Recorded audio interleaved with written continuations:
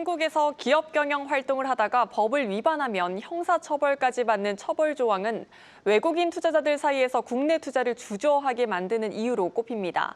이와 관련해 이재명 대통령은 과도한 경제 형벌로 기업의 경영 활동이 위축되지 않도록 제도적 개선 방안을 찾아달라고 주문했습니다. 자세한 내용 대통령실 취재기자 연결합니다. 유호성 기자, 이 대통령이 경제 형벌 합리화를 위한 메시지를 내놨다고요? 네, 이재명 대통령은 비상경제점검 TF 모두 발언에서 과도한 경제 형벌에 대한 전면적인 재검토가 필요하다고 밝혔습니다. 기업의 경제 활동을 규율하는 경제법 내에 형사처벌 조항이 관행적으로 들어있어 기업 활동을 위축시키고 있다고 지적한 겁니다. 특히 이런 조항들이 외국인 투자자들의 국내 투자 저해 요소가 된다며 국제적 표준에 맞출 필요성에 대해서도 언급했습니다. 직접 들어보시죠. 한국에서 기업 경영 활동하다가 잘못하면 감옥 가는 수가 있다.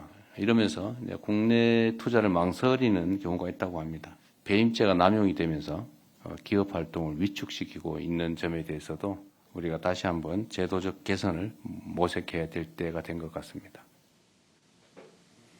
이날 회의에선 1년 내 30% 정비 같은 명확한 목표를 설정해 추진해달라는 당부도 나왔습니다.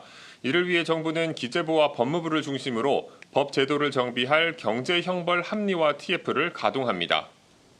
네, 이 대통령이 취임 첫날 주재했던 비상경제점검 TF, 이제 성장전략 TF로 이름이 바뀌었습니다. 역할은 어떻게 변경되는 겁니까?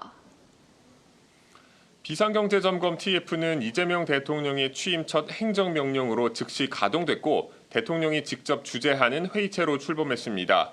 그간 경제 성장률이 0%대로 떨어진 상황에서 민생 경기 회복과 글로벌 통상 대응 등 경제 위기 극복을 위한 역할을 담당해 왔는데요.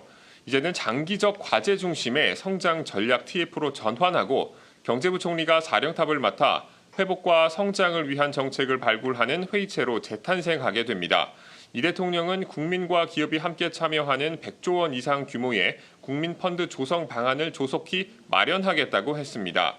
이 100조 원 펀드는 향후 20년을 이끌 미래전략 산업에 투자하겠다는 구상입니다. 또 규제 혁신 등 산업별 발전 방안을 만들어 AI를 비롯한 첨단 산업 분야에서 미래 먹거리를 창출하겠다는 계획입니다. 지금까지 용산 대통령실에서 한국경제TV 유호성입니다.